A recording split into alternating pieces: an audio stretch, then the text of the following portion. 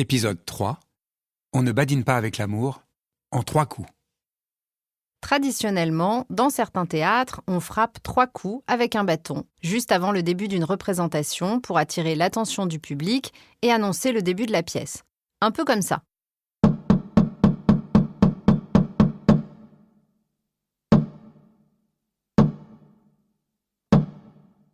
Et quand on y réfléchit bien au théâtre, tout est affaire de coups. Il y a ces 3 coups et bien sûr, les coups de théâtre. Il y a des confidents qui donnent des coups de main et des adversaires qui préparent des sales coups. Il y a des coups de cœur et des coups bas, des coups de foudre et des coups de gueule, des coups de chance et des coups durs. Dans le burlesque, on donne des coups de bâton. Dans les drames historiques, on peut même assister à des coups d'état. Du coup, on va rester dans le thème des coups pour vous résumer d'un coup tout ce qu'il faut retenir des pièces pour le bac en seulement 3 coups. Et aujourd'hui, on va parler d'On ne badine pas avec l'amour d'Alfred de Musset.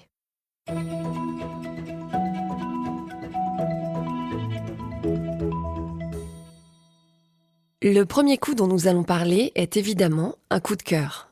Comme le souligne d'ailleurs fort habilement l'intitulé du parcours du bac, les jeux du cœur et de la parole.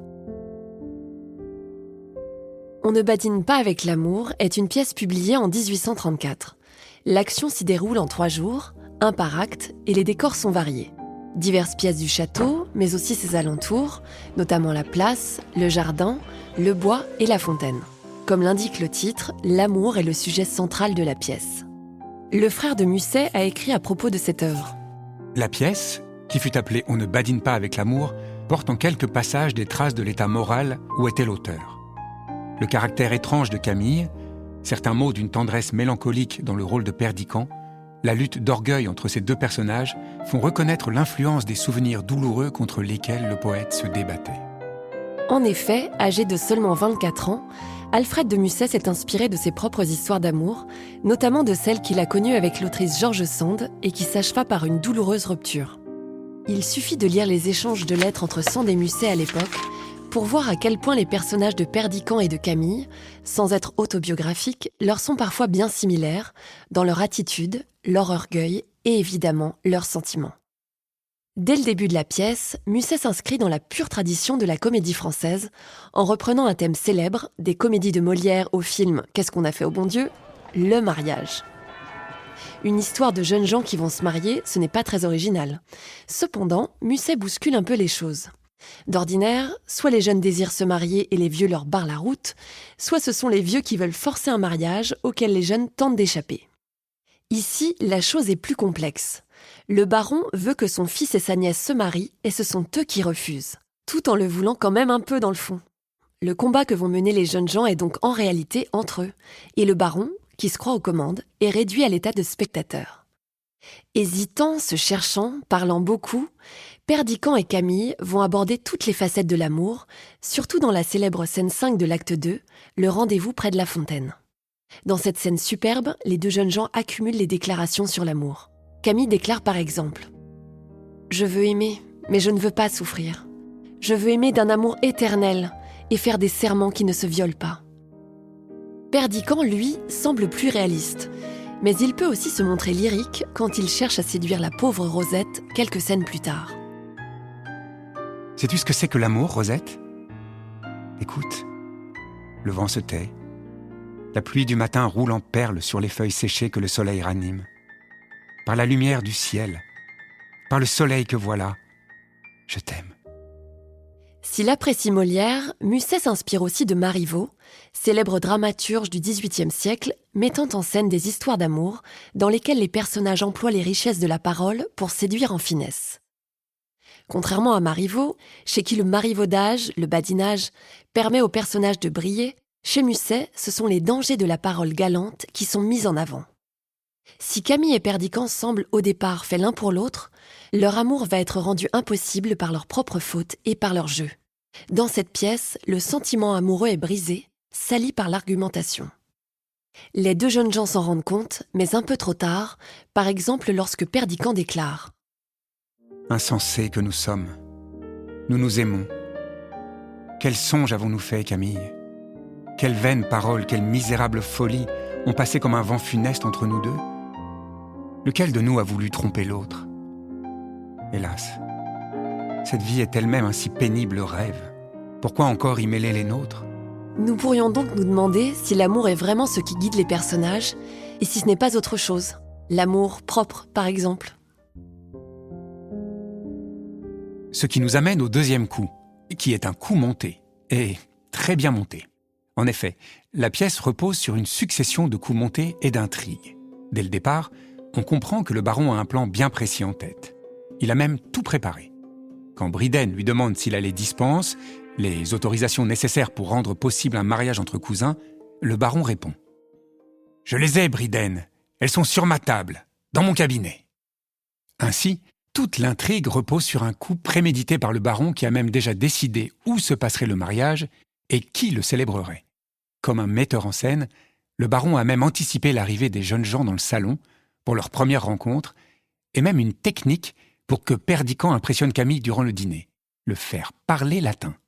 Comme un bon metteur en scène, il donne même des ordres à ses petits personnages. « Embrassez-moi et embrassez-vous !» Évidemment, tout ne va pas se passer comme prévu et voir les plans du baron s'effondrer est l'un des plus grands plaisirs comiques qu'offre la pièce. J'avais compté depuis longtemps, j'avais même écrit, noté sur mes tablettes de poche que ce jour devait être le plus agréable de mes jours.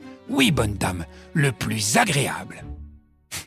Et puisqu'on parle comédie, il faut également évoquer Dame Pluche, Maître Bryden et Maître Blasius, qui, eux aussi, ne sont pas innocents mais calculent tout au long de la pièce sans jamais prendre en compte autre chose que leur propre intérêt. Dame Pluche cherche à sauver l'honneur de Camille par orgueil, quand Bryden et Blasius cherchent surtout à profiter du pouvoir et de la table du baron. Blasius se montre très orgueilleux dès le début de la pièce et cherche à se faire bien voir, n'hésitant pas à dénoncer Bryden au baron. Ce qui est assez comique, puisque Bryden a fait la même chose quelques scènes plus tôt. Leurs manœuvres sont maladroites, risibles, échouent sans cesse et provoquent le rire. Contrairement aux valets chez Molière ou Beaumarchais, ces personnages grotesques ne vont pas aider les jeunes gens. Au contraire, il suffit d'étudier leur nom pour remarquer que Musset veut les ridiculiser dès le départ. Le nom Pluche peut évoquer des déchets, des épluchures. Le nom Blasius peut rappeler Bacchus, le dieu du vin, et Bryden rappelle la bride d'un cheval. Les appellations dame et maître, accolées à ces noms ridicules aux sonorités légères, finissent de dessiner un portrait comique. Mais si les coups montés de ces personnages-là font rire et semblent sans gravité, ce sont les intrigues de Perdiccand et de Camille qui font le cœur de la pièce et qui sont le principal enjeu. Les deux montent tour à tour des stratagèmes dans ce qui semble être, pour eux, un jeu. Camille, d'abord, tente de manipuler Perdiccand pour qu'il la déteste. Elle pourrait le faire et s'en contenter, mais elle s'amuse au contraire de la situation, cherchant à exciter la curiosité de son cousin, comme dans la scène 1 de l'acte 2. Je suis obligée de partir. Pourquoi ? C'est mon secret. Elle échafaude des plans, elle écrit des billets, envoie des lettres à son ami du couvent. Perdiccand en intercepte d'ailleurs une qui commence ainsi. Je pars aujourd'hui, ma chère, et tout est arrivé comme je l'avais prévu. C'est une terrible chose. Mais ce pauvre jeune homme a le poignard dans le cœur. Il ne se consolera pas de m'avoir perdu. Notez son « comme je l'avais prévu ». Face au plan de Camille, Perdiccand va lui aussi préparer un sale coup. Il manipule Rosette pour rendre Camille jalouse. Rapidement, les deux cousins sont conscients que l'autre tente de le manipuler et ils vont poursuivre leur jeu de mensonges et de faux semblants. Rosette, seul personnage qui semble honnête et innocent, se trouve victime de ces manipulations. Elle croit au mensonge de Perdiccand, est utilisée par Camille, s'évanouit une première fois durant l'acte 2 et devient même la risée du village. Tous les gens du village à qui j'ai parlé ce matin m'ont dit que vous aimiez votre cousine et que vous ne m'avez fait la cour que pour vous divertir tous deux. On se moque de moi quand je passe et je ne pourrai plus trouver de mari dans le pays après avoir servi de risée à tout le monde. L'orgueil est le principal défaut que Musset veut dénoncer. L'orgueil des personnages les pousse à croire qu'ils peuvent tout maîtriser, tout manipuler. Mais tout leur échappe peu à peu, et Perdiccand s'en rend compte trop tard. Orgueil, le plus fatal des conseillers humains. Qu'es-tu venu faire entre cette fille et moi ? Quand enfin, Les deux cessent de jouer, de badiner.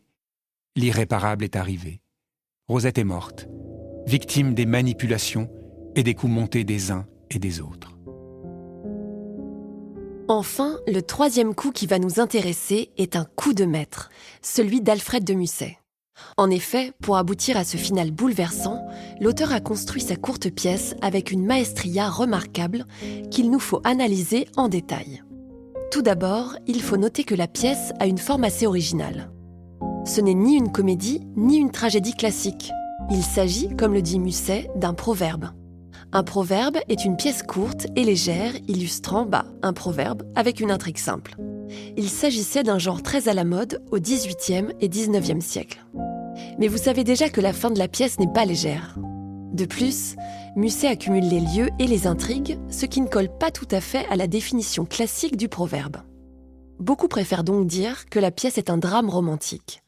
Le drame romantique est lui aussi un genre que Musset connaît bien.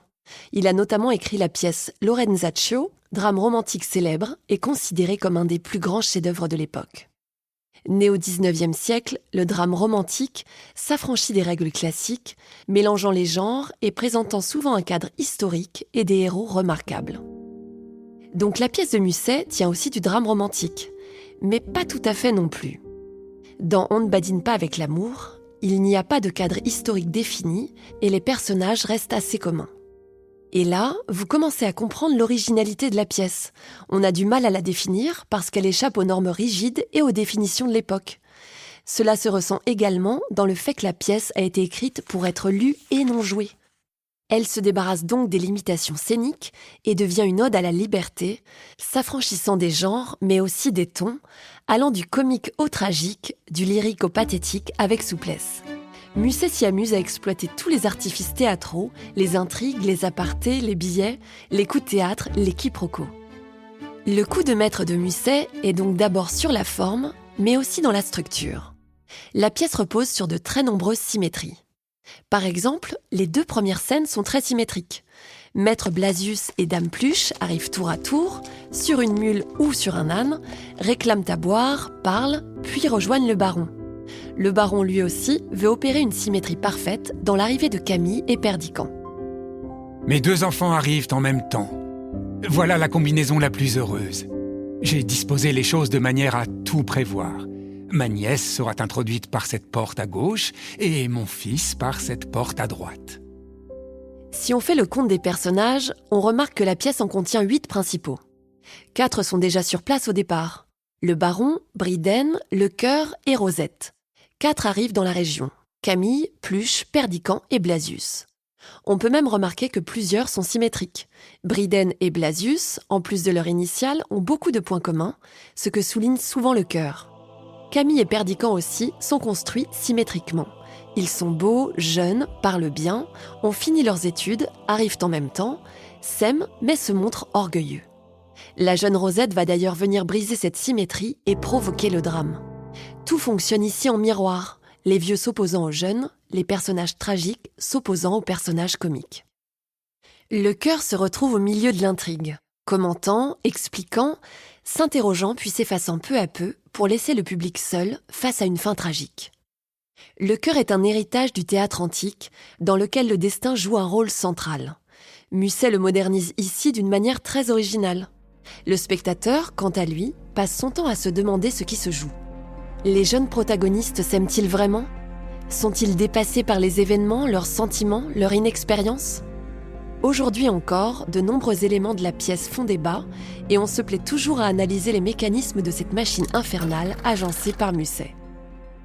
Jouant avec les codes du théâtre, Musset ne fait pas qu'interroger le sentiment amoureux, il en profite pour émettre des critiques à l'encontre de la religion, de l'éducation des jeunes filles et même de l'attitude des nobles et des aristocrates. La pauvre Rosette apparaît par exemple comme la victime, utilisée comme un accessoire par des riches qui s'amusent avec tout le tragique que cela entraîne. De là vient l'une des plus grandes réussites de cette courte pièce. Presque 200 ans après sa rédaction, elle interroge toujours les lecteurs et le public, qui interprètent différemment les actes et les discours des personnages. Camille et Perdiccas sont des personnages complexes, dont les sentiments et les actions contradictoires échappent par moments à la logique et à la raison. En même temps, Musset le savait et le philosophe Pascal l'avait dit bien avant lui. Le cœur a ses raisons que la raison ne connaît point. Enfin, on ne m'ôtera pas de l'idée qu'ils se comportent tous les deux comme des nazes. Après, c'est mon interprétation. Relisez donc la pièce et faites-vous votre propre avis. Et voilà, en 3 coups, ce qu'il faut savoir à propos d'On ne badine pas avec l'amour. Un coup de cœur, un coup monté et un coup de maître. Retenez bien ces 3 coups pour briller au bac et n'hésitez pas à réécouter ce podcast pour faire d'une pierre 2 coups. Mémorisez les éléments importants et écoutez un peu plus longtemps ma si belle voix. Sur ce, je vais aller boire un coup et je vous laisse sur cette citation d'Alfred de Musset issue de sa pièce Bétine. Je répète avec le vieux proverbe, « Celui qui aime et qui est aimé est à l'abri des coups du sort. »